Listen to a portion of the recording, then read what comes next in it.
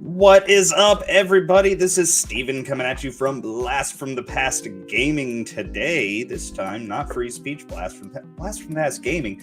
I mix my channel names up. It's Blast from the Past Reviews. There we go. All right, let's get it right. As you can see, we're IRL in dark mode. My cat, pretty sure it's the one right here whose butt you might see if she decides to walk through, broke my lamp that I've been kind of using to light this whole area up. So unfortunately I'm just stuck in dark mode. I got a ring light somewhere from Ollie's for like $3 and I put it down and never used it, and it's just gone. It disappeared. Don't know what happened. Definitely going to be talking tonight about my Orlando adventure and the FNT meetup. It was absolutely amazing. I had a wonderful time. I'll tell you guys all about it, all about my whole weekend, not just the meetup, but the weekend as a whole was kick-ass. That's what it was. But first, let's say hi to the chat. Let's see how everyone's doing. Yep, Phil got in here first. The amazing and ever-present Phil. He is awesome. See, I told you you'd get some cat butt. Pretty sure it was that cat, the short-haired gray one. Moon is her name, and it's fitting because she's a tard. Love that cat, but she's a tard.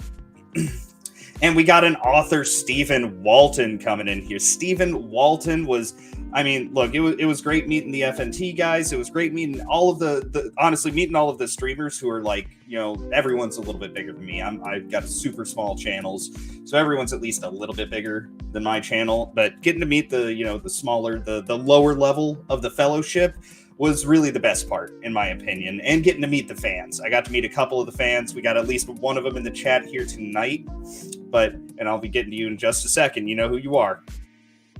But Stephen Walton, it was great hanging out with you, man. It's just always a good time. You know, like I keep saying, we got to start I was saying the Council of Stevens. I can't remember who it was. Somebody came up with the name for Legion of Stevens. So we'll see about that. We'll get see if we can't get like Fat Steven in there, and you know, we got to get someone else. We got to get some more Stevens in the mix here. Robert Lowry, got to actually meet and hang out with Robert Lowry. It was actually kind of strange getting recognized, like, for me. He was actually, a couple of people recognized me. I think like 3, 4 maybe altogether. But you know, Robert came up and said hi, and it was awesome to just hang out with someone that I usually only see in the chat. It's, you know, I get to put a face to the name. I mean, you use your face as your icon, so you know, it's not like I'd be outing you with pictures or anything, which I know you did take. He took a bunch of pictures. He was walking around with this great camera, and he was taking pictures of the whole thing to show off to everybody, you know, to show off online. Like, I think it was official with Geeks and Gamers. So, you know, Robert was there like working, or at least volunteering, something going on there. But it was great just being able to hang out with him. And the other person, he's in the chat now, but he's down there a bit. I will get to your message, was Small Time Republic. Got to actually meet Small Time, got to hang out with him a couple of times, actually. Totally awesome. Got to meet myself, Small Time, and my wife and Capable Gentleman.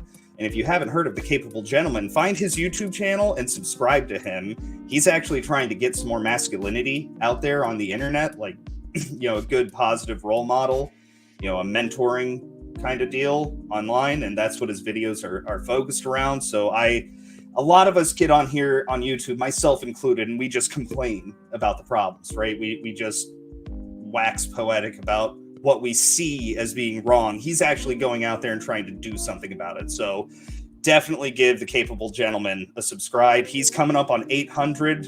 You know what? I'm going to find his channel here, and I'm going to drop a link, because I think he deserves it. All right, 1 second, guys. I apologize for this. All right, here we go.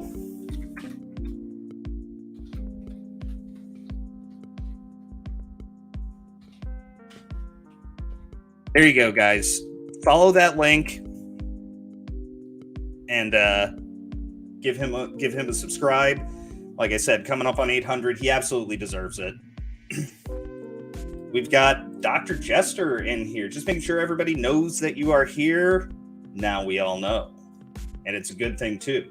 It's important to announce yourself with vigor. Chest out, shoulders back, chin up.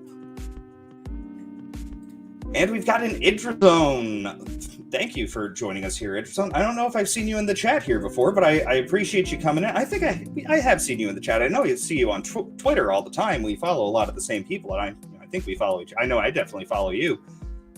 Great seeing you here in the chat. Glad you can join us. Oh, yes.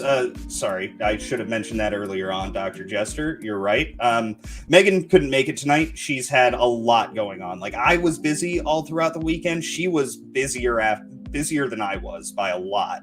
Like, I've been doing stuff all day, every day for the past 8 days in a row. Like, I haven't really taken a break. Like, I think I took 3 hours last night to chill for a little bit. Then other than that, it's been go, go, go for me for a long time now, which is nice. Got my hands full doing stuff, moving forward, knocking out goals. That's been great. But I've been busy. Megan was busier than me because she was actually like part of the meetup. So people were going through the lines to get to meet the important people there at the meetup, the actual Geeks and Gamers crew. And so she was there up at the front with Ivan, repping Weebs and Waifus, because I believe she's official Weebs and Waifus now. She's been showing up on a lot of their videos, and I don't think I'm breaking anything there. I'm pretty sure you see her in all the videos. I don't know if she's 100% official, but she was certainly seemed official at the front of the line there. So yeah, sorry, no Megan tonight, everybody, but I hope that my ugly mug can keep you satiated for at least an hour or so. We'll see how long this goes. You know me, I tend to get rambly, especially if I'm going to be talking about something like everything I did over the weekend. Yes, Steven After Dark, thank you, Phil. And Firefox, thank you, Firefox, for joining us. All right. Uh-oh, Dr. Jester's in trouble. Oh, yeah. Yes, that's right, Dr. Jester, the only pretty lady you need, right there. And like I said, Small Time Republic, it was awesome hanging out with you, dude. It was great meeting you. It was kind of surreal for me to get recognized by, especially not from other streamers and stuff. Like, there were people who were other streamers that recognized me, like Shellback, and I think I saw Zach. Brightest Day. So, it was crazy for me to be recognized. So thank you, Small Time. You found me almost immediately. Like, we were waiting in line to get into the actual meetup, and you were right there. Let's see. Oh, we got a Duck Dangerously in the chat. Thank you, Duck Dangerously. Dude, I don't know what's up with your Twitter. I was trying to find you on there so I could tag you in the picture I put up for this stream. I think you retweeted it. But I don't know why. I couldn't find you on there. I looked up Duck Dangerously. I'm following you now. I wasn't following you before. I'm following you now, so I should be able to find you for tags and the like.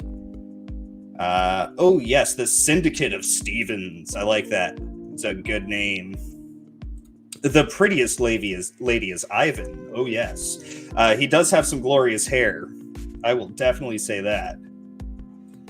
Capable Gentleman is awesome. Yeah, I had a great conversation with that guy. Small Time Republic was there for the second conversation I have with him. I just think it's really important what he's doing, that actually getting out there and trying to act as a role model for young men.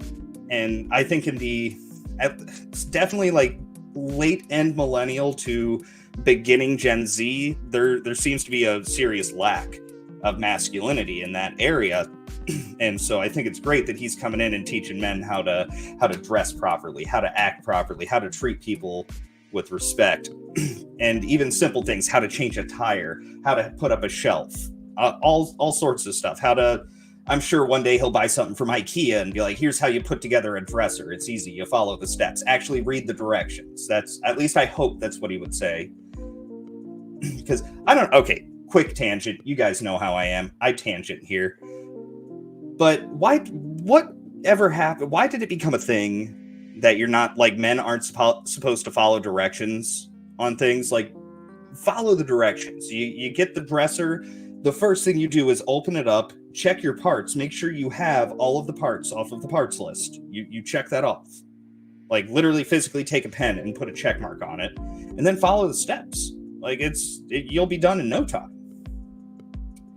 Let's see. Firefox stumbled upon capable gentleman without Jay or anyone pushing his channel. Then to find out he's Jay's brother. That's Jay's brother? Well, he is tall. I will say he's not Jay tall, but he's pretty tall. I'd say capable gentleman's probably about 6'2". I think Jay's about like 6'4"-ish. I think he says 6'5", but maybe if he stands up straight, kind of like how I say I'm 6 foot, but I'm really more like 5'11". But if I actually stand up straight, I'd be 6 foot. I think that's how it is. Also, another quick tangent. What's up with everyone in the fellowship? Like, no one is average height, about my height. Nobody. I think Odin is about my height. Josiah's a little bit shorter than me. Ryan, a little bit shorter than me, but, you know, the hair kind of balances out for him. But everyone else is either short or really tall. Like, there's no average height dudes in the fellowship. It felt weird. Like, I could either see people really well because they're over everyone, or it's just to see people hiding behind each other because they're all like, I mean, I'm not going to name any names other than Stephen Walton. You're getting called out, Walton. Everybody knows you're a real life hobbit. And you know what? Walton is a real life hobbit because hobbits are kick ass. They're awesome. And I just got to stress again, it was great hanging out with him. That's the second time we've got to meet in real life, and every time it's been awesome. Love that dude. Can't express that enough. Let's see what we got going on here. Oh, we got Zombie Box Reviews. Thank you for joining us, Zombie Box Reviews. Let's see. And we have a Moira kitty. Thank you. Let's see. It's the 3 in there. Oh, I'm trying to remember like what I said from a few minutes ago. That came in like a good 5 minutes ago. I don't remember what I said 5 minutes ago. Let's see. Oh, the 3 in your name. Okay, I gotcha. Sorry, I'm behind on the chat, just so everybody knows. Yeah, because I typed in like Duck D, and I think that kind of threw me off. Honestly, be careful. Be very careful Googling Duck D. You'll find some weird stuff. Especially don't add the Rule 34 to it. You never know what'll happen. Yeah, I don't think it was shadow bans, Robert. I don't think that's why I couldn't find him. I think I wasn't typing his name in right. But I'm following you now, so it should be much easier to find you. Let's see. The following directions thing came to the TV show Home Improvement. Yes, man, Home Improvement was great. I never got like super into it. I didn't like sit there and watch episode by episode, but I did love Home Improvement. Plus Tim Allen. Tim Allen's just hilarious. He's a great dude. Also, one of the best movies about fandoms of all time is got to be Galaxy Quest. I was trying to think of the other one about the Star Wars fans who try to get to Skywalker Ranch to see they're trying to see episode 1 of Star Wars before it comes out in 1999. I can't remember the name of that movie, but better than that, a movie for fans about fans is Galaxy Quest. Love that movie. Tim Allen kicks ass. Alan Rickman kicks ass. Sigourney Weaver kicks ass. The whole cast and crew. Sam Rockwell is in there. I love Sam Rockwell. I think he's an absolutely underrated actor. Honestly, he's had some really good roles out there. He was great in Moon. I really liked that movie. We might get to that one day on this channel. That one's a bit farther down on the list. We got a lot of other movies we're trying to get to first. But we might get to Moon. I thought Sam Rockwell was great in that. And it's basically him alone for the whole movie. He has a robot that's with him throughout the entire film, but that's, it's voiced by the kid diddler Kevin Spacey. So we try to ignore that part, but he did great in it. Let's see. How to change a tire. Got a flat tire in the middle of nowhere while driving back from the meetup. I was able to change it because as a teen, someone taught me. Yeah, both of my parents actually sat down because they were divorced when I was growing up. So I got a lot of like lessons twice and stuff. So, my mom taught me how to drive in a parking lot when I was 15. My dad taught me how to drive in a parking lot, but it was stick shift when I was 15 and he was yelling at me the whole time. So that didn't go very well because it was my first time driving a stick and he didn't want me to grind his gears. So I get it now as someone who's an adult that drives stick, but yeah. I also just didn't have that much experience driving in the first place. I think that everyone should learn how to drive stick shift, right? You should learn to drive a manual. I love it. Once you really get into it, once you've done it for a while, you love it until your knees go out, then you want to go back to an automatic. But where was I going with that? I'm not even, this is bad. My ADD is showing here. I'm completely sober too, so I don't have a proper excuse. Oh yeah, I think driving an automatic is actually a good help for learning to drive stick shift, because while driving an automatic, you can feel where the engine is starting to change gears. So I think that it's actually good to take that step from automatic to manual. But everyone needs to learn how to do that. But yeah, changing a tire, both my mom and my dad taught me how to do that. I think only my dad taught me how to change oil. Both of them taught me how to check all of the fluids in the car. A lot of important stuff there. As far as like learning how to hang shelves and stuff like that, most of the home improvement, home renovation things, I just go to YouTube for that. A lot of This Old House. Love This Old House. It's family's been watching it for a long time, from back when it was like public access in Boston. My family's been watching. I remember my granny had a This Old House coffee mug. But they have an excellent YouTube channel, so I suggest checking them out if you're ever trying to do something. Remember, I was changing out floorboards in my bedroom, and I just needed to change like 1 or 2 floorboards in the middle of the floor, and I didn't want to tear the whole thing up to get to these 1 or 2. And This Old House had a perfect remedy for how to take care of that, so I was able to just cut the bad one out, put a new one in, had to glue it in place, nail it in place, and cover it up a bit, but that's all I needed to do. And my house, I have the old 3/4 inch thick oak wood floor planks. I don't have the new nice and easy, pop it in, pop it out kind of stuff. Let's see. I know one of the stereotypes of World War I, this is from Firefox, by the way, from one of the stereotypes of World War I and II American soldiers were that they were insanely inquisitive if they saw a foreign soldier working on something that American would try to learn how to.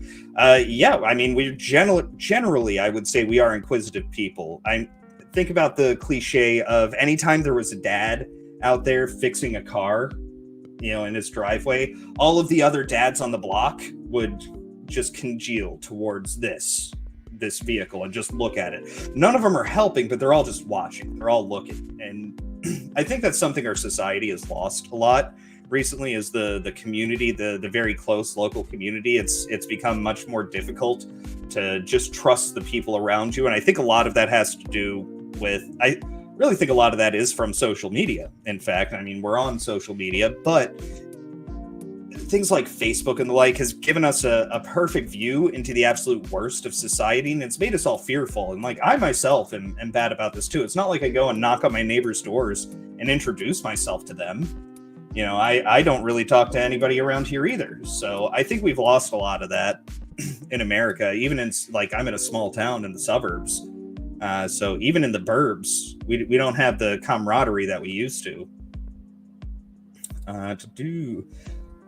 do whatever they were doing. Somewhere along the way, we lost that. We no longer are willing to be taught how to do something, to take the time to learn from someone else. It's why we are seen as entitled and arrogant. Yeah, I can see that. Yeah. I think a lot of that also has to do with the changing of the public school system. Public schools used to be individually state ran, and now we have national regulation and a lot of national money coming toward the public schools, which means they can get slightly better products and pay the teachers more, which I guess that's a good thing. But since we've taken it from state-run public education to nationally run public education, we've lost all of the shop classes. It's no one's taken wood shop, no one's taken automotive, no one's taken do they even do home ec anymore? They did home ec when I was in school, but I don't know if they even still do that. So, Kitty, sorry, my cat's being a dick over here trying to knock my stuff off the table. All right, stop being a dick, Moon. Be sweet. Nope, don't eat that. It's plastic.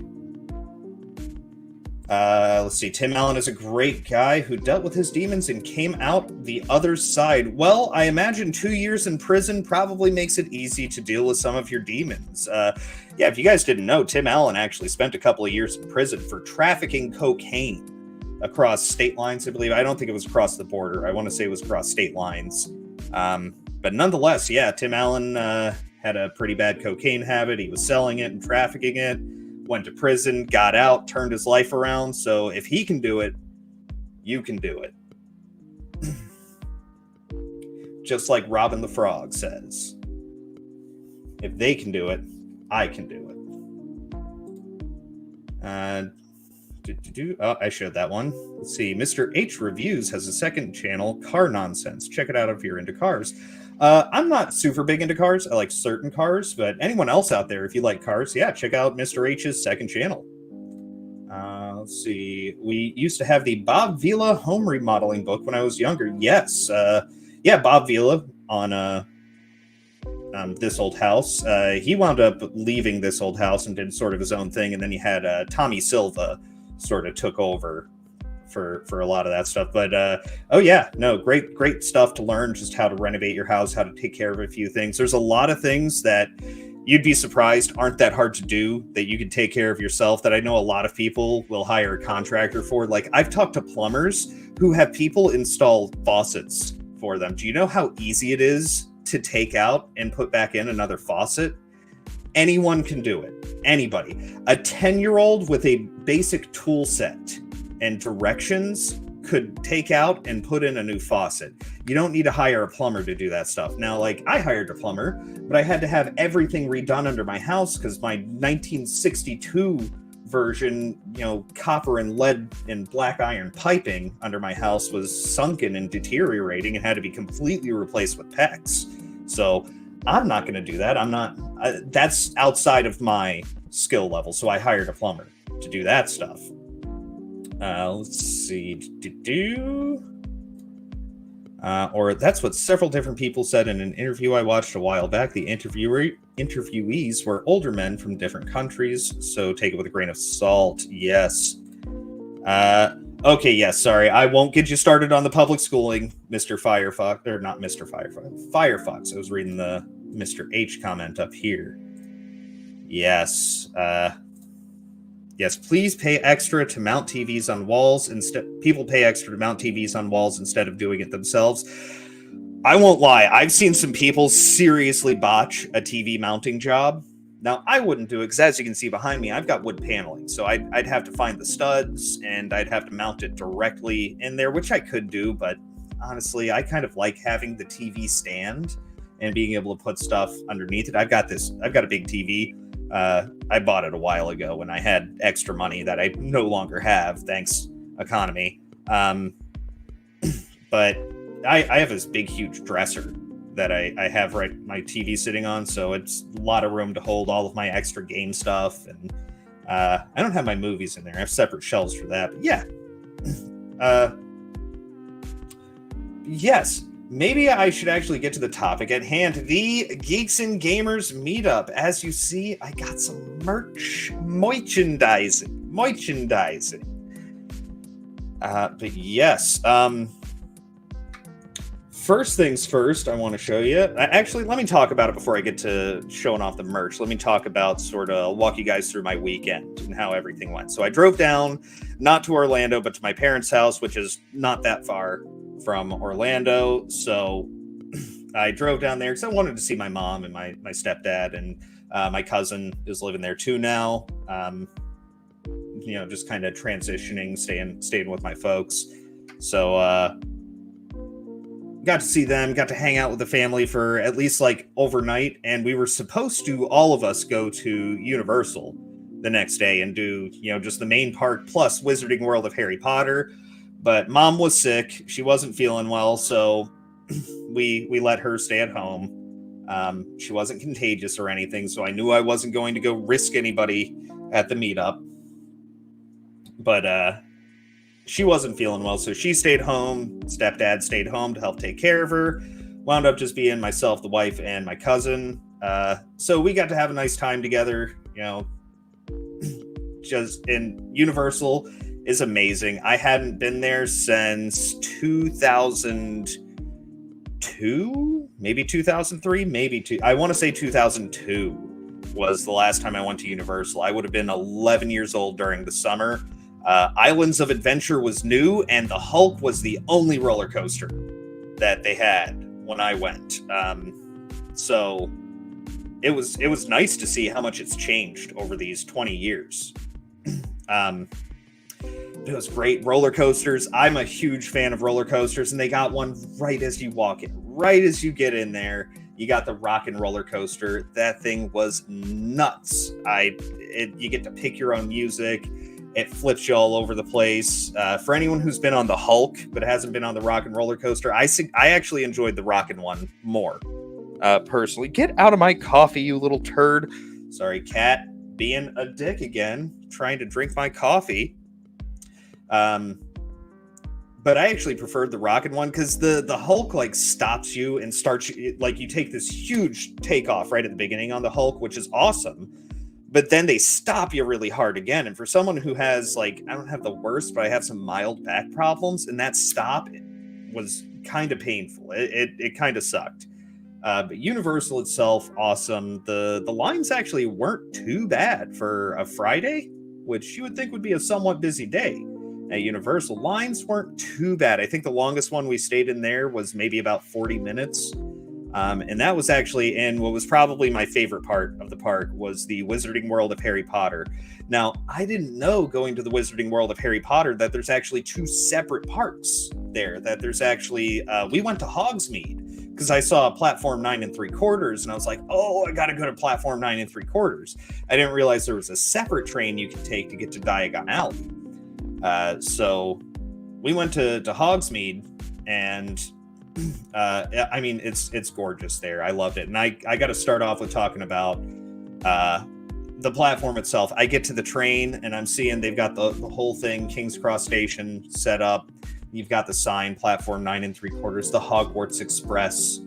And I'm going to be perfectly honest and perfectly candid with everybody. I got a little bit choked up looking at all of that stuff, just seeing it and thinking like, I'm here, I'm going into the world of Harry Potter. Like, it hit me just right. It's probably one of the only times at an amusement park or anything, a theme park, anything like that, that has really hit me in that way. They did an absolutely beautiful job making that the entire area, but even just the platform, it kind of got me. Like, I was having the thoughts of like, you know, these were in my dreams. These were my daydreams when I was, you know, a little kid, was being able to go here.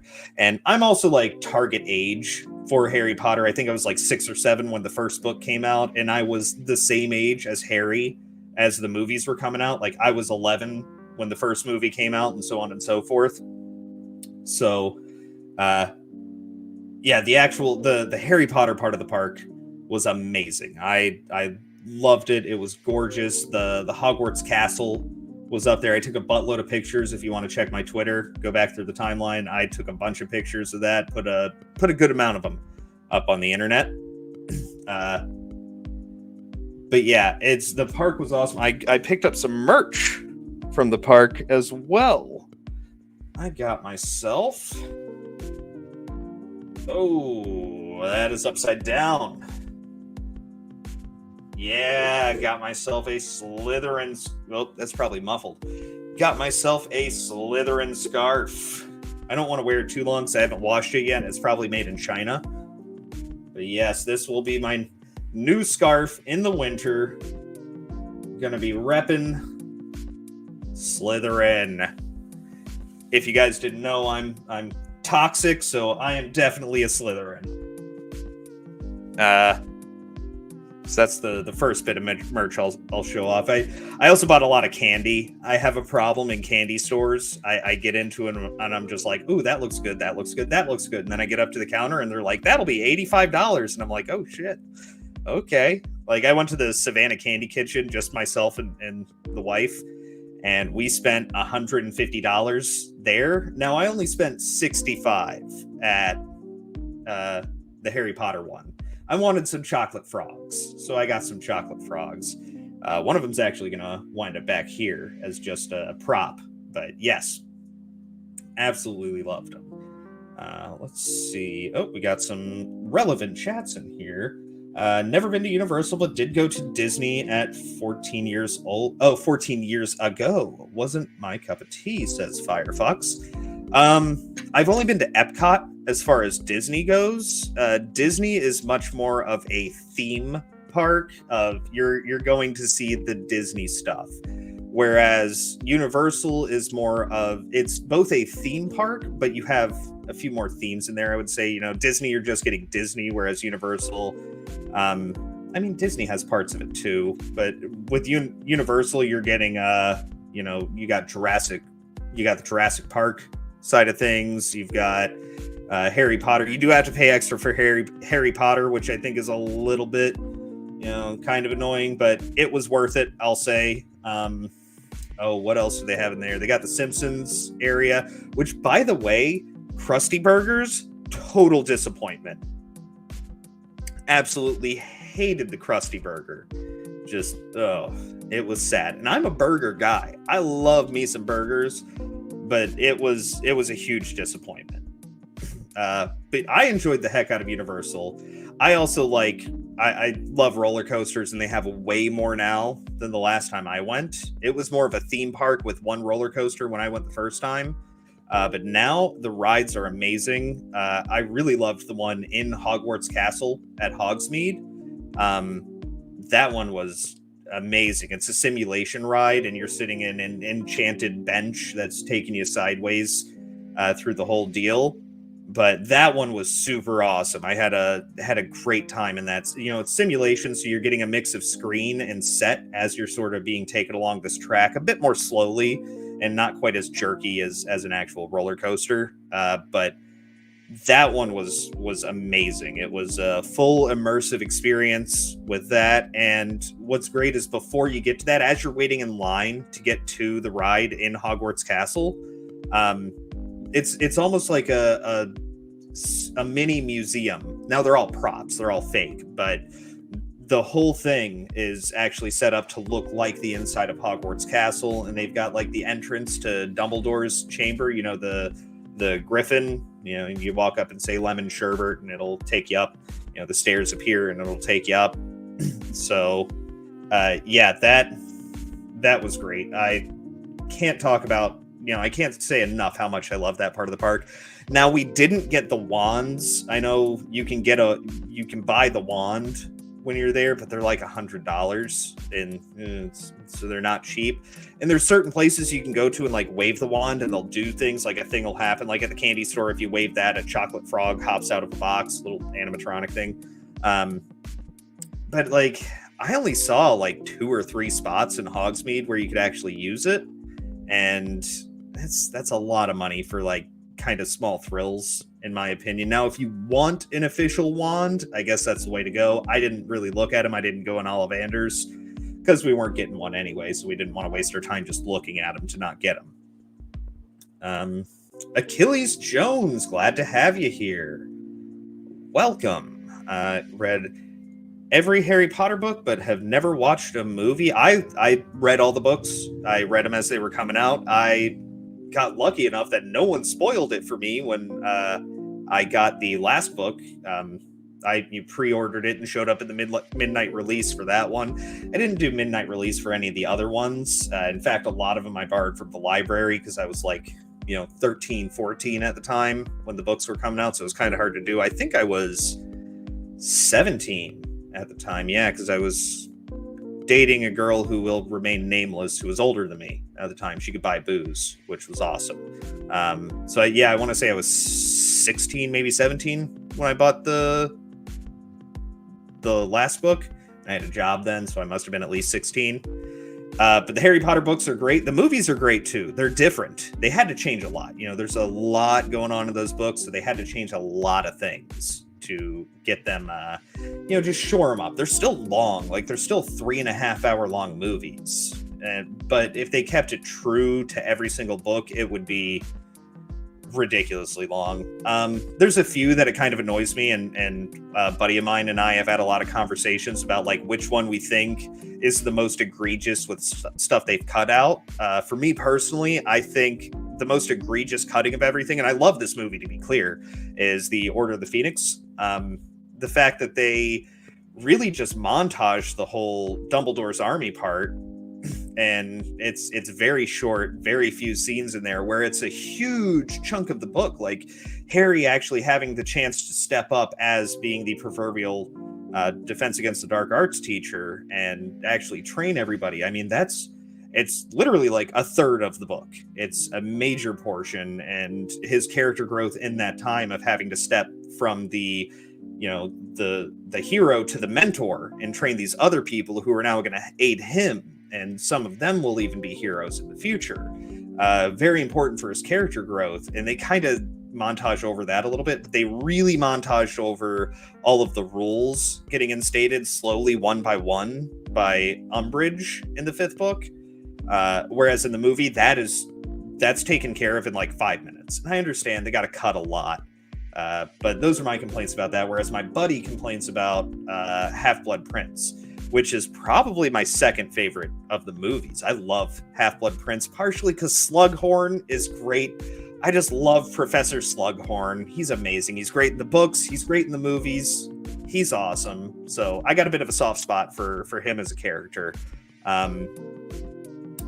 But he's upset because they completely remove, in the 6th movie, they do completely remove the investigation of trying to find out who the Half-Blood Prince is. Like, they mention it a couple of times, but other than that, it's not there. And I definitely can agree with him on that. It's very egregious. But sorry, I'll get off this tangent. Let's see.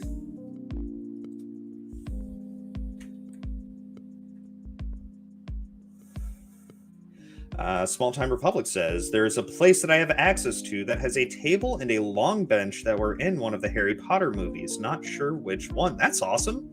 Dude, yeah, you should take a picture of that. Put it up on the internet. You're on Twitter. Well, I don't know if you want to like that. You might wind up doxing yourself doing that. So maybe don't do that. Maybe not. But hey, something to consider. That's awesome. Looks like cats getting yelled at in the background. Don't know if that came through for you guys, but I certainly heard it. Let's see. Disney just wasn't roller coaster heavy. It was more experience rides versus thrill rides. Yeah, Universal has a good mix of the two, and honestly, even the experience rides are somewhat of a thrill. I don't know if they still do it, but they did when I went the first time. I didn't see it the second time I went. Maybe I just didn't find it, but the first time I went, they had a disaster simulation ride, which was awesome. I mean, you're just in a train car the whole time that's like open at one end, and you're slowly moving along, but they simulate floods, heavy winds, hurricanes, any sort of disaster scenario you can think of. They were simulating right in front of you, and you got to feel like some of the splash crack from it. So they have a bit of both. But even the more like experience rides at Universal still have thrills. Like, we got in line for the Spider-Man ride and I thought it was going to be like a kiddie ride. I was like, we're standing there and it's like, okay, it's like a 25-minute wait for this, which compared to the other waits wasn't bad at that time in the day.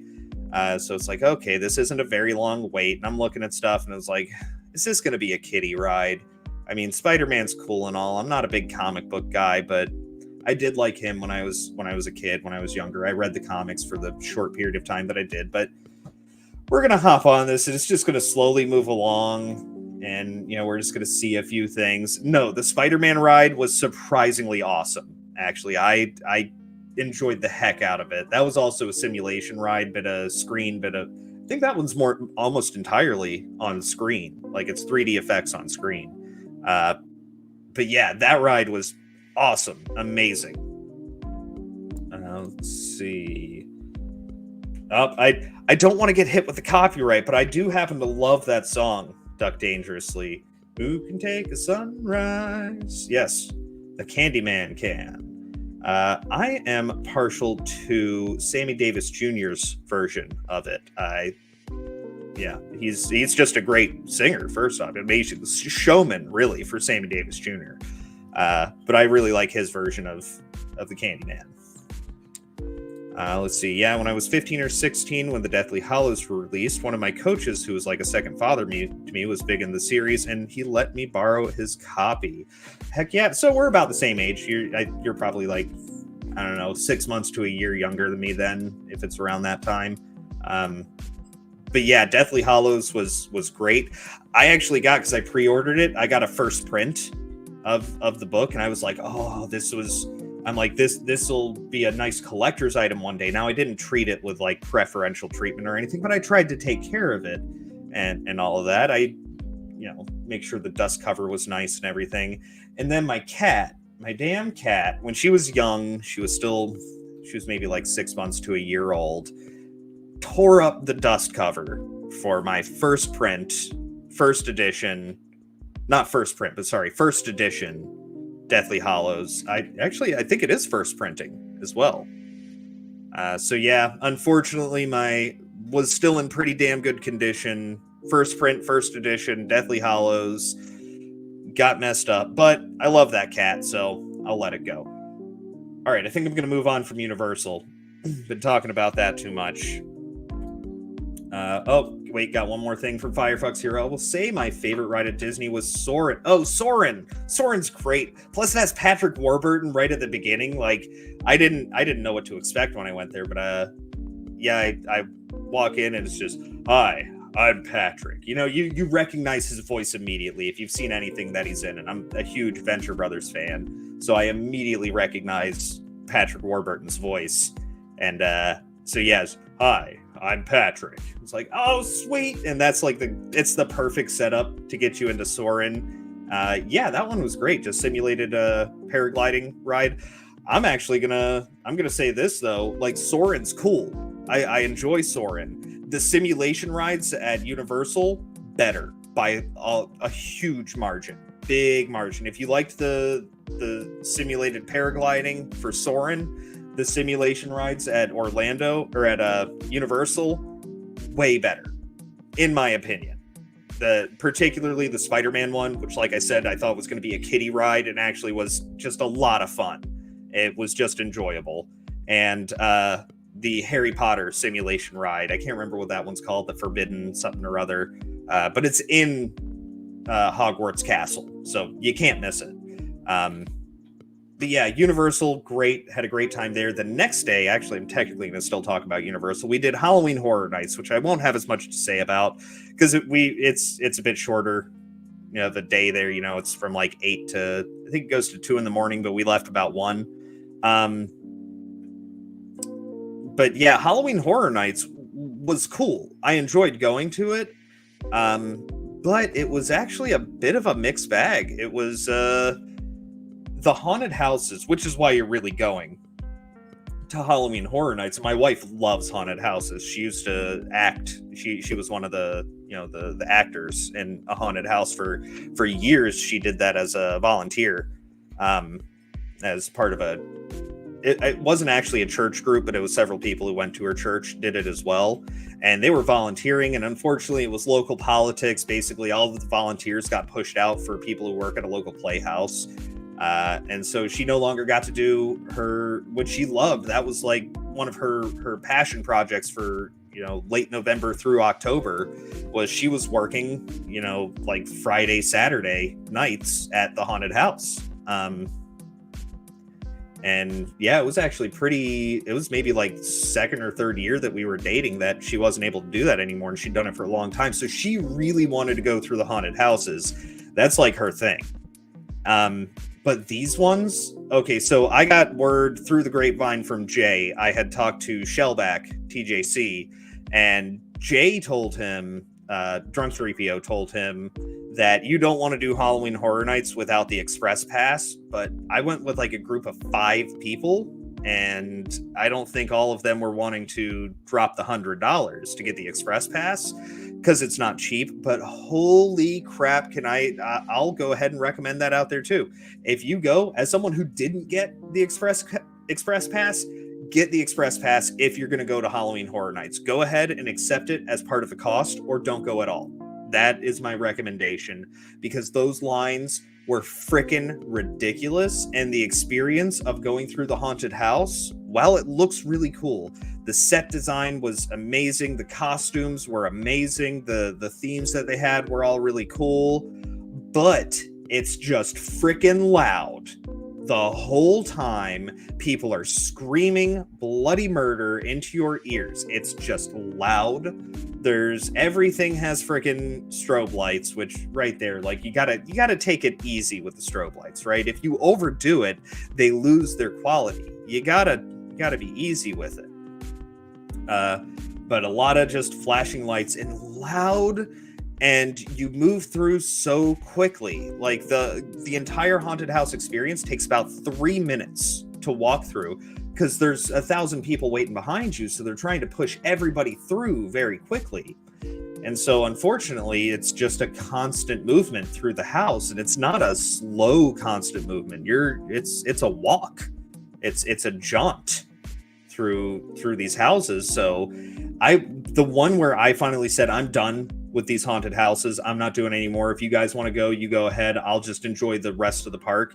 Was we took a 70-minute wait to walk through a 3-minute haunted house. 70 minutes for a 3-minute walkthrough, and it was not worth it. I'm sorry. It wasn't. I'm not doing it again. Not unless I get the express pass. If we ever do that again, I'm going to go ahead and accept the express pass as part of the charge. I'll do that. But other than that, no, not happening. Wasn't worth it. The park itself, very cool though. But once again, a little bit of a disappointment. It was just people walking around with chainsaws. Like there were a couple of different costume people walking around trying to like scare you and stuff, and there were some cool ones. There were some people on stilts. There was one show where there was a witch like casting spells, and she summoned a demon guy dressed as a demon, looked like he was in Guar, who ran around the crowd swinging a fake axe around and stuff. That was pretty cool, and they had like flayed women props up around her, so that was pretty cool. But overall, like I'd say a good 80% of the actors who were walking around the park supposed to scare you were just people in hockey masks and a flannel shirt with a chainsaw. It was low-end Jason. You know, it was the copyright free or the copyright safe version of Jason Voorhees. And it was just loud and not particularly scary or anything. And it got old after like the second one sort of walks up to you and so that was kind of meh in my opinion. So that's my view on Halloween Horror Nights. Go, do it if you want to, but accept the express pass as part of the price, or don't do it at all. And actually I heard that Shellback and let me stick that down. Sorry. I heard that Shellback and I think Rogue Attraction and Drunk 3PO all went together to SeaWorld for their Halloween thing. They said they had a great friggin' time. So you know what? If you're in Orlando during the Halloween season, SeaWorld might be worth it. They said they had an awesome time there. I don't know if they do any like actual Halloween stuff. Check Tom's channel, check Rogue Attraction. I'm sure if he went, he would have streamed it, or Drunk 3PO. If he went, check the Park Hoppin' channel. If they went, they would have streamed it. But Shellback said they had a great time.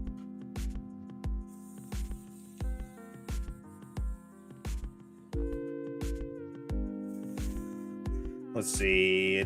Firefox saying that I definitely want to go to Universal. Wanted to go 14 years ago, but we didn't have time to go. Yeah, it's hard to choose between the Disney or Universal side of things when you're going. We were having the same discussion when I was, about 11 years old, and I went. And yeah, we wound up going with Universal over Disney because I think some of the other people we went with had been to Disney, but not Universal.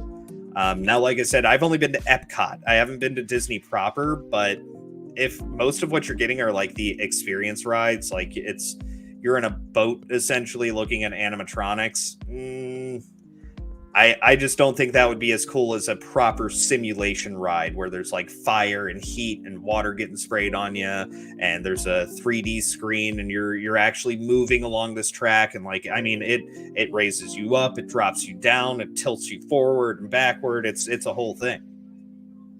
So yeah, I would, personal opinion, I think Universal is more fun to go to. Now, if you're a Disney person, there are people who are just Disney people and they prefer Disney World. So that exists. Uh, those insane wait times are why I think I'll never go to a park. I heard some places still make you wait in line even with the Fast Express Pass and waiting 15 to 30 minutes for a 3-minute ride. If you're into, like, I'm into roller coasters, so I'll take a 15 to 30 minute wait for a roller coaster personally. Now, what we typically try to do is there's a Wild Adventures a few hours away from us. Typically, we'll go to Wild Adventures on the off season. It's only, it's not the worst drive in the world. And we'll go on the off season. We'll go actually usually around this time of year, fall, so the weather's not too bad. And just check the weather reports before you leave. Make sure it's not going to be raining all day because they'll shut the rides down. And there's barely anybody there, and you're looking at maybe like a 10-minute wait on the long end to be able to do one of the rides. That's the best time to go. But I'm a roller coaster kind of guy. I love them, so I'm willing to wait 30 plus minutes for a 3 to 5 minute roller coaster. That's just my opinion. Let's see. Seems like a poor trade-off. Yeah, and I will say, even the express passes, they don't save you. You still have to wait in line because there's a lot of other people who get the express pass as well. I'm just saying, without the express pass, it's nearly impossible. We did 3 haunted houses in the 5 hours that we were there. We were only able to go through 3, and most of our time at the park was waiting in lines. It was awful. I hated it. Let's see, Phil, TMNT. Good to see you, Phil. Oh, you were already in here. That's right. Favorite Disney ride is Space Mountain. Never got to go on Space Mountain, so I can't speak for it. Can't say. Maybe it's, maybe it's on par with Universal stuff. Could not say myself. But now we're going to get to the fun part. Now we are getting to the Geeks and Gamers Meetup. I gotta tell you guys, this meetup knocked my freaking socks off. It was amazing. I can't talk about how great it was. I can't properly express how great it was, but I absolutely loved it. And not just like getting to meet the Geeks and Gamers guys, because I got to meet them and hang out with them a good bit on the first Orlando meetup. So I wasn't so much trying to concentrate on that. I wanted to meet more people who are closer to my level and some of the people that I've streamed with in the past. So that was kind of my focus with going to this trip. And I think that I achieved that pretty well. I still got to meet some of them. I got to meet Garrett, who I hadn't met before. I met Chrissy again. This is actually the 3rd time I've met Chrissy. And I got to meet Gary. Sort of brief with meeting Gary. I'll say he was actually very nice, but also very professional.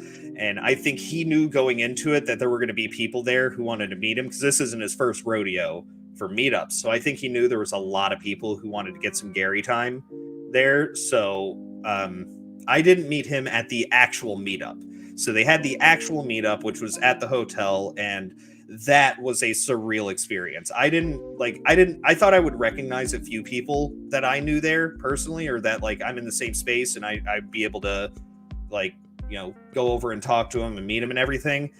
Within like the first 10 minutes of me being there, I was running into people that I knew. That's when Small Time Republic ran into me up, and just like he's saying right here, everyone there had a good attitude. It was a great time. It really was. Almost immediately, Small Time Republic came up to me and said hi, and we talked for a while. And while I was talking to Small Time Republic, Shellback came up, and I used to stream with Shellback on Monday nights before his work schedule got in the way. So it was awesome finally getting to meet him in real life. Then as I'm standing there in line, Macklin made it. I saw her walking up, and I'm like, "Oh crap! Hey, Macklin," because I don't really know her. Like, we've never streamed together, but I know she and Zach, Brightest Day, are friends. And Brightest Day is the one who kind of got me into this space. I had heard about him from the F&T chat. I knew about him, and so I just went to his channel when I started streaming and started talking to him, and I started asking him like very basic, low-level streaming questions, like when should I use StreamYards? When should I use, what sort of apps and should I use in different browser extensions should I use, stuff like that. And he was always really helpful to me, and he got me to meet Drew. And, from Drew, I've met so many other people, and, it was just a chance meeting that I actually got to meet, talk to Drew in a Twitter space, and from there and everything. So I saw Brightest Day, and I was like, "Oh, Macklin, hey, is Zach with you? I'm Steven, Free Speech Gaming."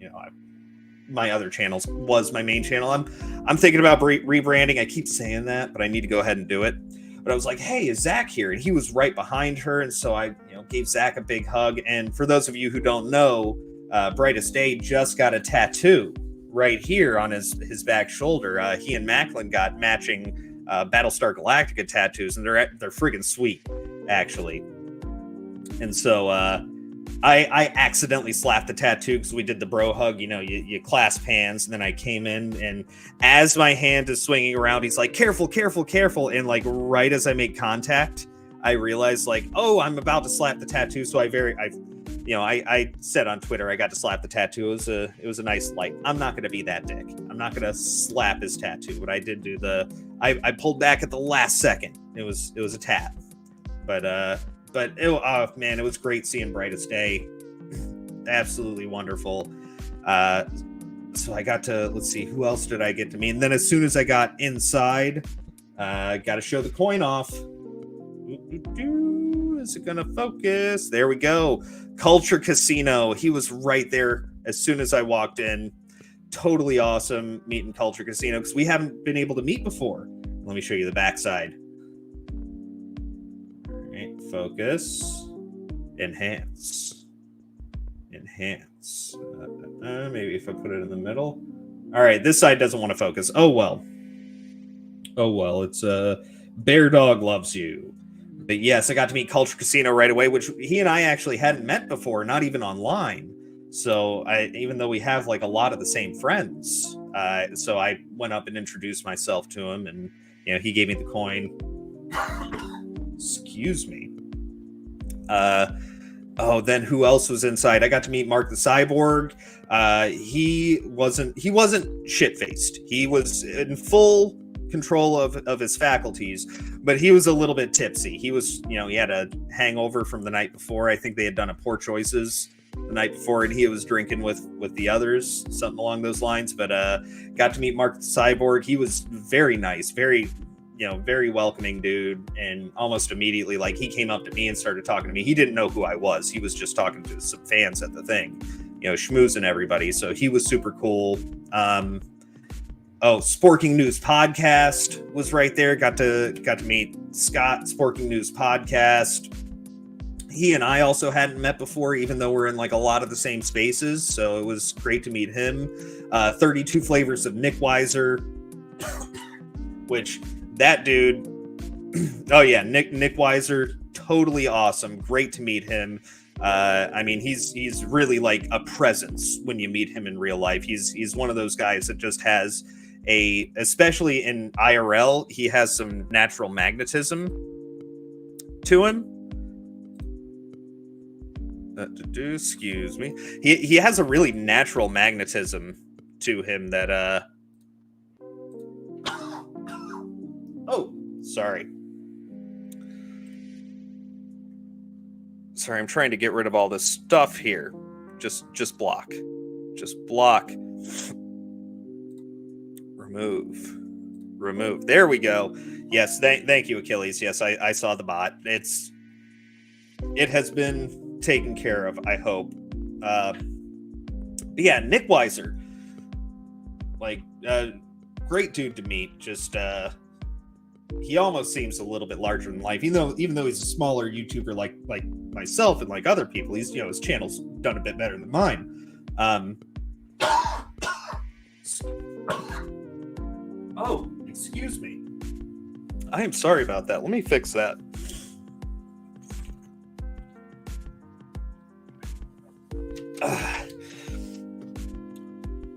But yeah, he was great to meet.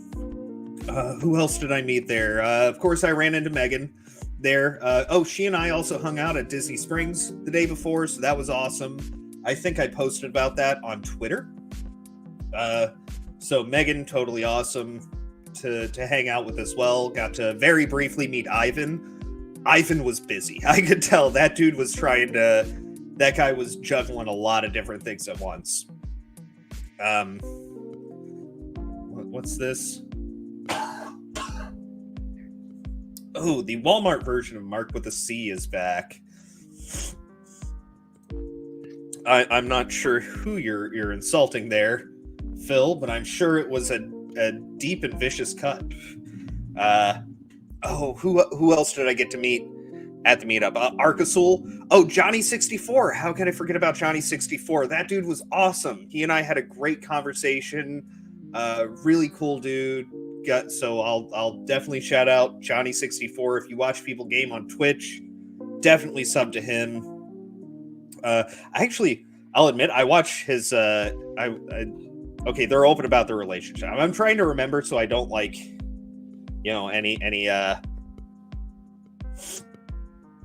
I don't want to put anybody else's business out there that I'm either not supposed to know about or keep quiet about. But I try to always be careful with that. But yes, Johnny64 and Alasia are they're engaged, so we know about that, or they're dating, one or the other. I'm not sure. Yes, a troubled green.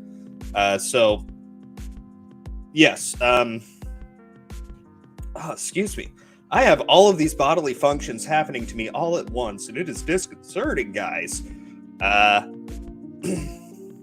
Where was I going? Oh, but I actually watch her content more than Johnny's, but she wasn't able to make it. She was feeling very sick, so perfectly understand. I think she caught a bit of travel crud. It happens, the airport crud that people get. So she wasn't able to make it to the meetup, unfortunately, but Johnny was there. It was totally awesome meeting him.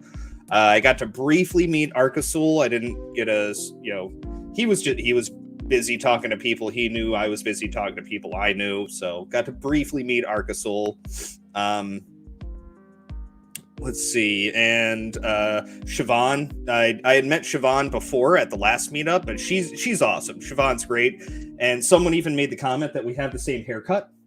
It hadn't even occurred to me as we're having a good conversation there, because we were talking about movies and Ghost in the Shell and Avatar: The Last Airbender, all this stuff. We're talking about animation versus and practical effects versus digital effects, and we're having a great conversation. And then someone else is just like, "You guys have the same haircut," and I'm just, "Oh shit, we do."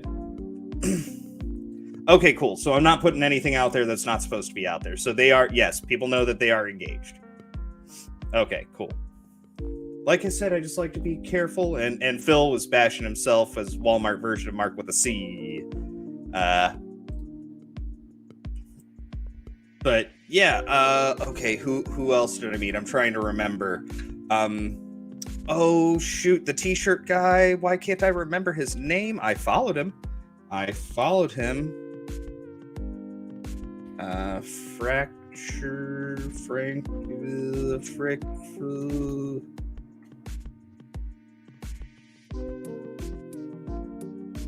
Oh, why can I not remember the name of the guy who I bought one of his t-shirts. I actually stole it from the wife right here. Maybe it's on the... Oh, he really needs to have his logo on here. But all right, I'll show it here for you guys. Sorry, I'm trying to show you while not being able to see it.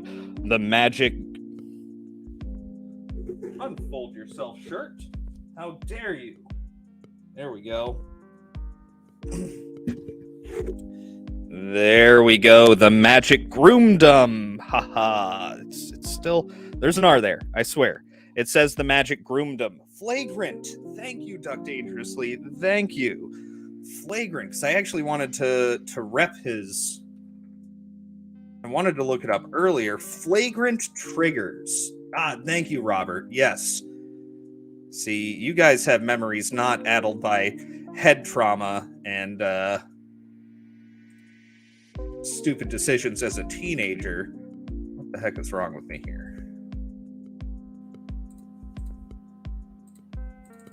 All right. Here we go. All right.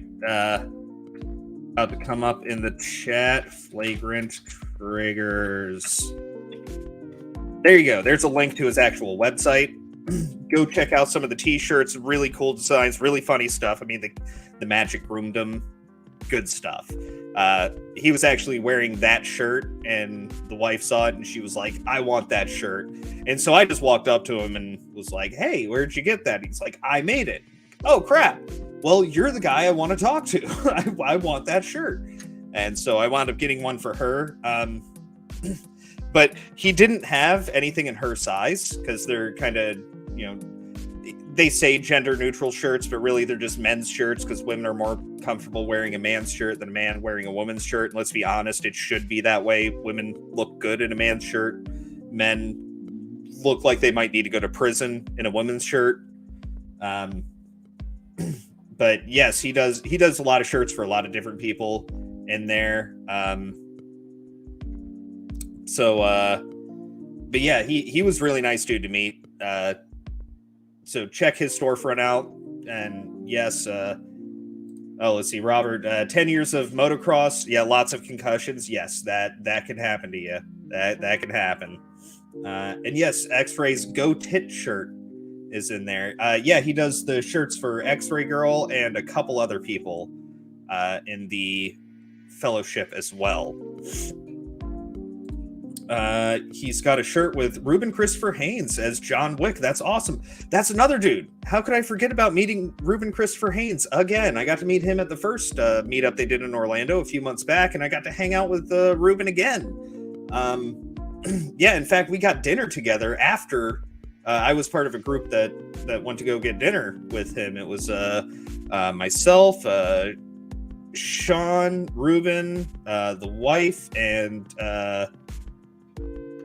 another girl whose name I can't remember, and Stephen Walton. All of us, well, we kind of joined in late. We were still hanging out for a bit, and then we joined them a bit late to go get pizza together. So yeah, Ruben, also just a great guy to meet. Ruben's just a really nice dude. Very positive. He's getting there with his health.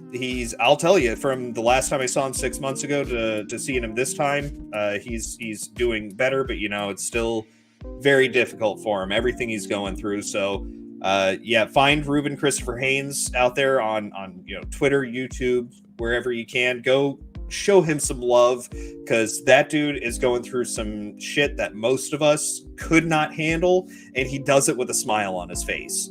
So go show Ruben Christopher Haynes some love. He's just a great dude. Every time I've got to meet him, every time I've got to hang out with him, he's just a wonderful and nice guy. So definitely show him some love. Let's see. I'm just trying to think of like everybody who I got to meet. There was so much going on. Oh, Vic Mignogna. How could I forget about Vic Mignogna? So yeah, of course he was there too.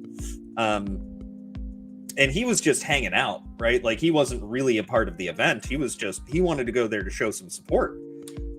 So yeah, I got to meet Vic Mignogna, and actually my brother-in-law joined us, and he doesn't know anything about the fellowship or anything, but I was like, oh, Vic Mignogna's there, and he's just like, the man, the myth, the legend, Vic Mignogna's gonna be there. So immediately, he had to, as soon as Vic was around the bar and stuff, he was just like, what do I do? It's like, you just go talk to him, dude. Just here, let's go talk to him. So we just walked up, and and brother-in-law totally fangirled out. He was just like, he started naming off a bunch of shows that he was in. He was like, I loved all of these shows, and they were a lot of entertainment for me during, a time when I was trying to figure out what I wanted to do with my life. And so they were a good distraction for some of the tough times and all that stuff. He totally fangirled out on Vic. But yeah, I got a picture with him too. Super cool guy. Very nice. Also a very, very magnetic, very, magnetism and charisma just like oozing from that guy. So super cool dude. I'm just trying to remember everybody I met like at the meetup proper. Shoot, there's a lot of stuff just sort of slip in my mind because there was so much going on in such a short time. It was only 2 hours, and it it actually went by really quickly. It felt like, but there was so much crammed into it. I was constantly meeting people and talking to people, and the entire energy of it was just so. It was so wonderful and uplifting to just be around all of these other people who are, we're all on the same side of wanting to see our entertainment come back, and we're all nerds. And that's one thing I was explaining to I don't think my brother-in-law had been to any. He's been to like Dragon Con once, but he was only there for a few hours, and we got him shit-faced drunk. He may not have been old enough to buy, but we got him shit-faced drunk, so I don't think he's had like a proper con experience. So he this was his first experience of a meetup type deal where there's a lot of people packed in one place and they're all nerds. But yeah, so it was amazing overall. It was a truly, if any of you guys get an opportunity to go to any one of them that are going on, and I know they're expanding. I know they just talked about on FNT tonight, because I actually got a chance to watch a little bit of FNT. I know they were talking about doing a potential UK meetup, so people across the pond might be able to get to meet them. But I think I've covered just about everything that happened at the meetup proper. And then after the meetup, a few hours after, they did a more casual. So they had the proper meetup going on, which was very hustle bustle. Things are just happening one after the other. Oh, you know what? That's right. That's right. Small time. Carrie. Yeah, I definitely had met Chrissy Mayer. That was like the third time of meeting Chrissy Mayer. So I was kind of quick with that. I was just like, hey, good to see you again. Don't you remember me? Blah, blah, blah. So I was very quick with Chrissy Mayer because there were other people there too who wanted to meet her. So I didn't want to take up all of the time when other people who haven't met her before could get the opportunity. But Carrie Smith, I did get to talk to her, and I didn't really talk to Vic much, but I got a quick picture with him. But then to answer your question, Achille Jones, the second meetup, which was much more casual at the Universal City Walk, which is sort of the free portion of Universal. You still have to pay for parking, but other than that, it's free. Excuse me while I get my Nick fix. But yeah, then I went to the City Walk side of things, and that was almost even a little bit better because that was just so much more casual, and it's just people standing around and talking to each other. There's no lines you have to wait through to get to meet anybody, and I didn't go through any of the lines at the meetup, and honestly, I think I was better for it because I got to meet more people that way. It wasn't just me standing in line waiting to meet Jeremy, or standing in line waiting to meet Gary or Garrett or any of those. I did get to meet Garrett right after the proper meetup, though. I saw him outside in the parking lot and just walked up and was like, hey, Garrett, I've been watching you since you were new on Louder with Crowder. Like, I was watching before you were even there when it was, Not Gay Jared was the producer there before Garrett. So, like, I've watched, Garrett all through his sort of YouTube career, his, internet personality career. And so I very briefly met him. This was after the fact.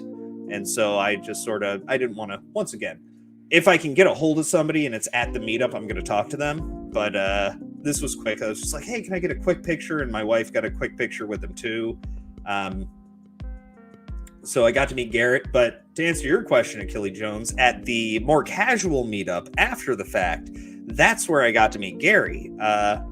It was kind of brief. I think Gary was very polite, very nice, great dude to meet. But I think he was cognizant of the fact, because this isn't his first rodeo, he knows that there's a lot of people there that want to get some Nerdrotics time.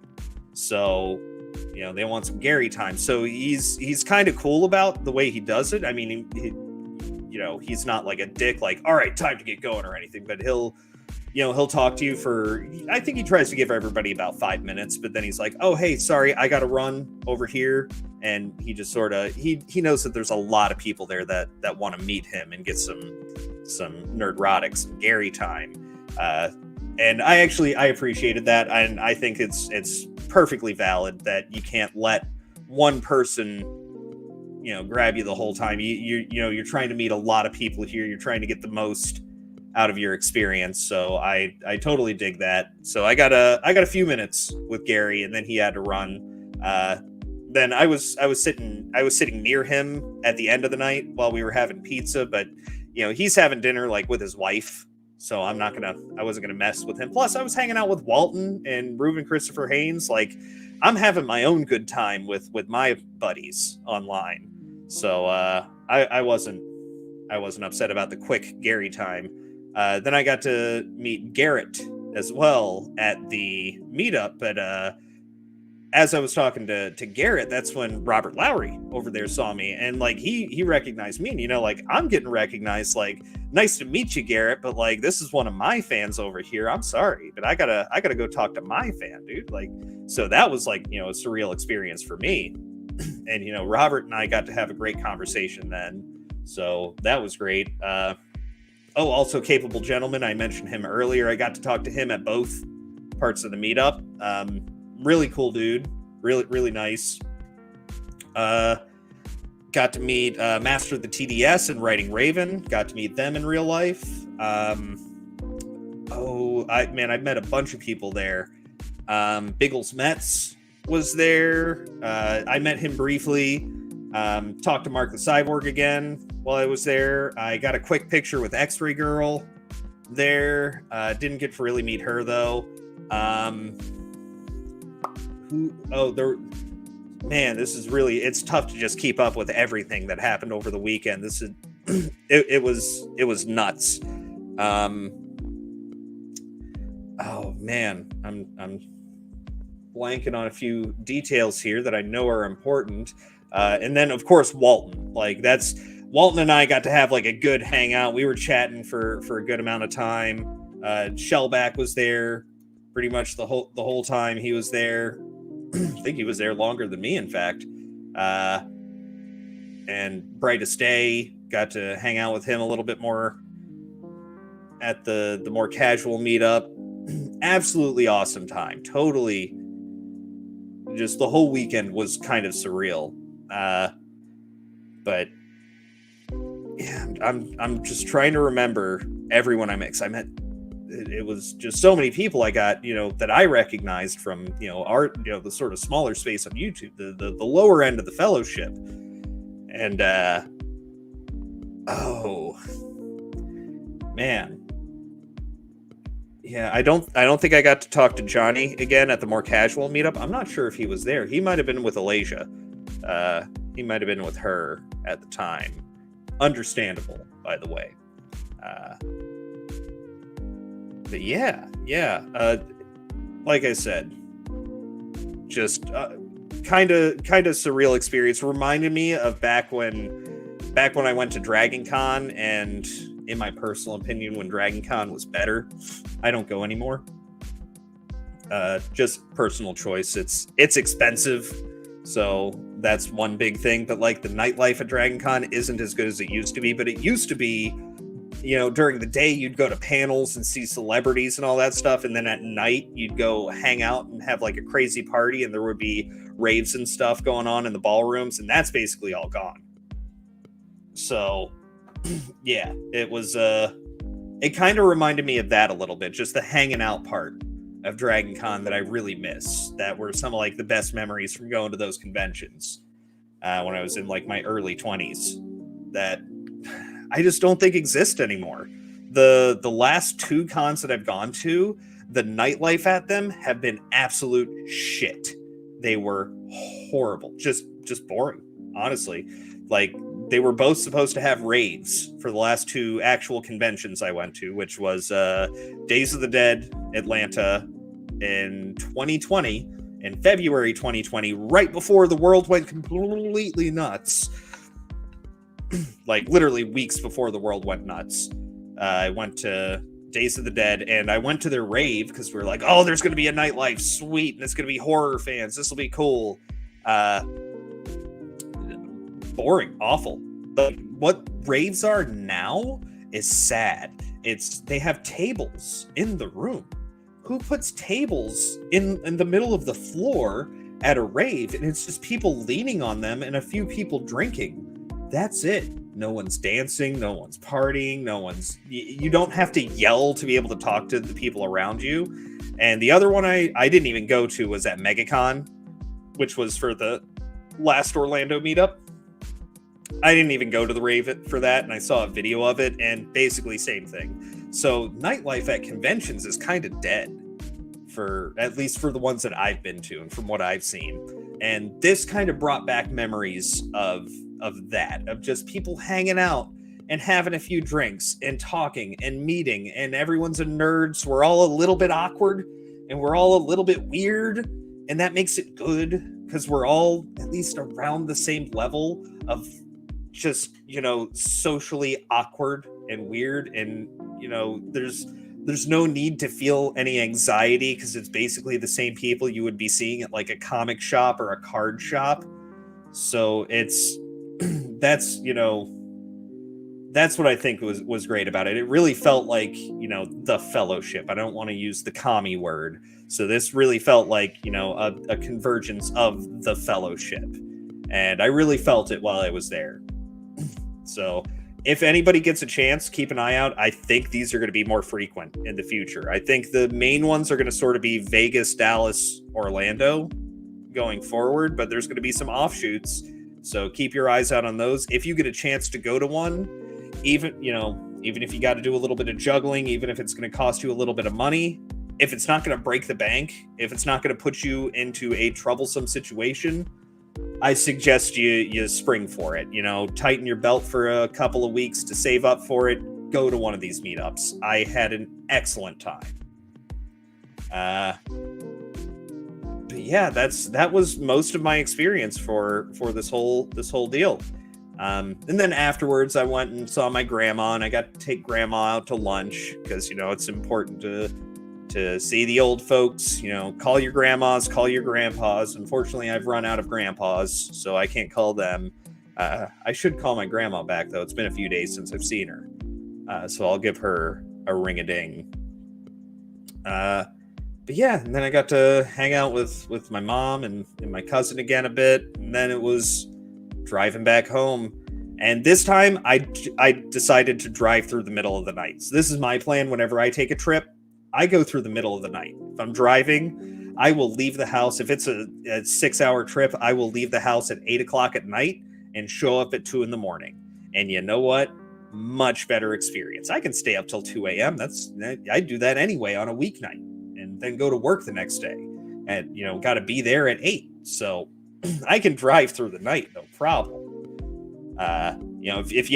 If difficulty is driving at night, eye issues or anything like that, maybe shouldn't do it. But other than that, night driving, much better experience. Hell, traffic during the night ain't shit.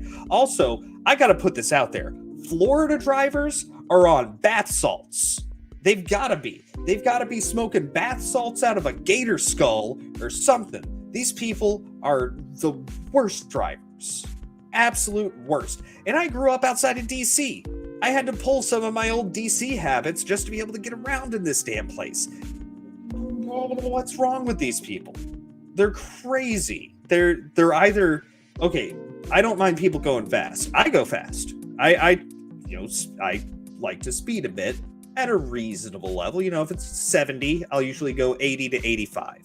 But they're either doing 120 miles an hour and weaving through traffic, or they're doing 10 under in the fast lane. They get in front of you to slow you down while they can see you coming up the fast lane, right? And they'll just get in front of you. They see you coming, they get in front of you and slow you down. And then they match speed with the person next to them. And this was the absolute worst, most infuriating case of rubbernecking that I have ever seen in my entire life. I shit you not. Traffic came to a standstill. I was in stop and go traffic for Not the worst stop and go I've ever been in. Like I said, grew up outside of DC. I've been in some pretty bad stop and go traffic. Not the worst. This was maybe 30 to 40 minutes of stop and go, but you're on a trip and that time that's taken extra time on your trip. Like, all right, this was a 6-hour trip. Now it's a 6-hour, 40-minute trip. It was all because of rubberneckers. There was no accident on our side of the road. It was on the clear other side of the road, the far end of the damn road. Accident. And everybody was stopping on our side of the road to look at the accident, and it wasn't even an interesting accident. It was, front end of one car was crushed in, the trunk was crushed in on the other car. They're both already off the road. Like, they had been able to move the vehicles off the road, and the ambulance was just showing up.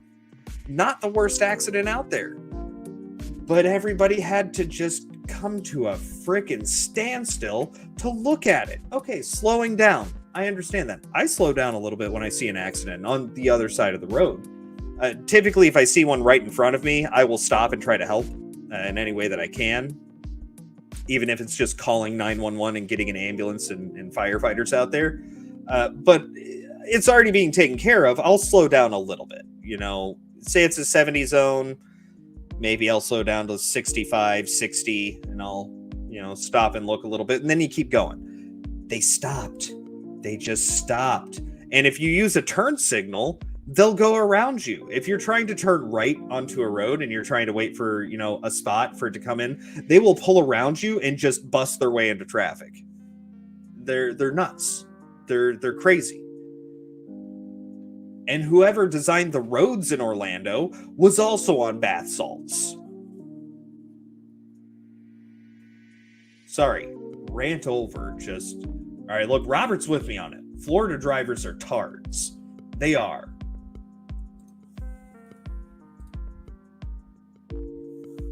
Let's see, Small Time Republic says, I'm an Auburn fan, so I was lucky enough to get a get the fuck out of here from Jeremy. So that was an honor. Nice. Yes. Oh, man. But yeah, so that's kind of my cataloging of what happened for me in Orlando. Great time. Got to hang out with Megan. Like I said, unfortunately, she couldn't make it this week. But nonetheless, great time overall. But everybody, it was wonderful meeting really, the best part was meeting all the people from the fellowship that, like, I personally know, and meeting the people from the chat, Small Time and Robert. So, thank you to both of you for coming up and, introducing yourselves to me. That's not something that I've ever had before. Someone even from my super small channel, and I realize I'm certainly no celebrity, and you guys didn't treat me like that or anything. And I'm glad, because that would have been weird. But it was great meeting you guys, and I really appreciated that. So if any of you guys get a chance to get to any of these meetups, for me personally, if they're doing any more in Orlando, I'm definitely going to those. Or if there's any smaller ones happening anywhere near me, anywhere within a reasonable driving distance, I'll probably be going to those from now on. Because it was just great being able to just meet people. It was just seeing the fellowship all in one place, hanging out. But yeah, that's what I've got for you guys today. Gonna sign off here. What do I got going on in the future? Sunday, I will be over on Ord's World, doing the Sunday morning podcast at 12 o'clock Eastern-ish, typically, sometimes. Ord's is busy. He's got kids and stuff, so we give him a bit of a break from all of that. Then Tuesday, you can find me over on Supreme Heretics channel doing United Resistance. And then you can find me back here Friday. And I'm trying to get back to getting the shorts out, guys. I know I was trying to get the one out a day for the 31 Days of Horror throughout October. I hit a wall, guys. I'll admit it. I hit a wall. Not that I couldn't get them out. I didn't have time to get them out. I was prepping for the trip. I was trying to just watch the movies so I could get the challenge proper done and watch all 31 within October. I didn't have time or the energy really to get out the rest of them. So I'm halfway through right now. I am getting to those. I'm going to try and make them a more regular release, but I'm still trying to catch up on life from the trip down to Orlando itself. So, but soon I will have more. I did have one come out recently, Black Death.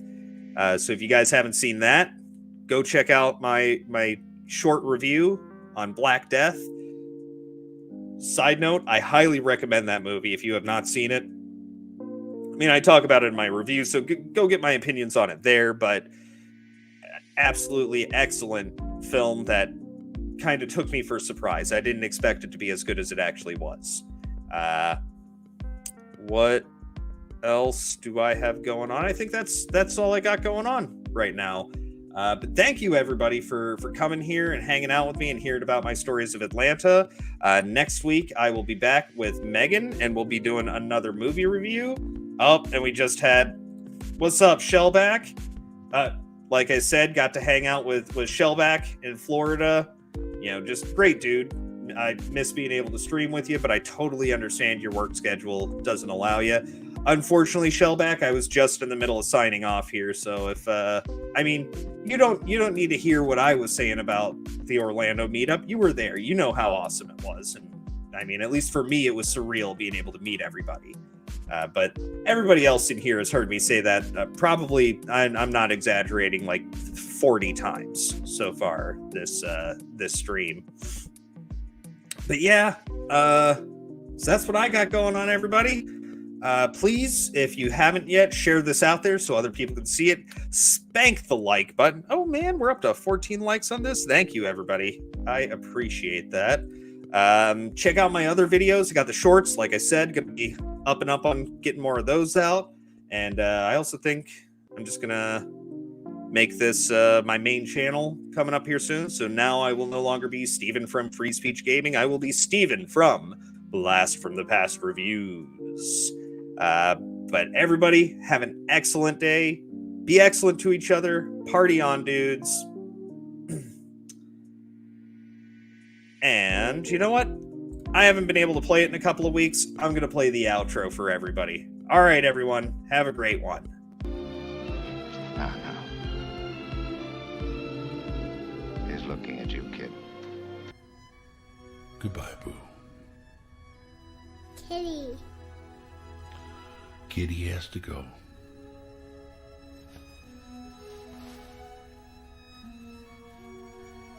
I'll see you. Not if I see you first. Hello. Grandpa? Maybe you could come over and read it again to me tomorrow. As you wish.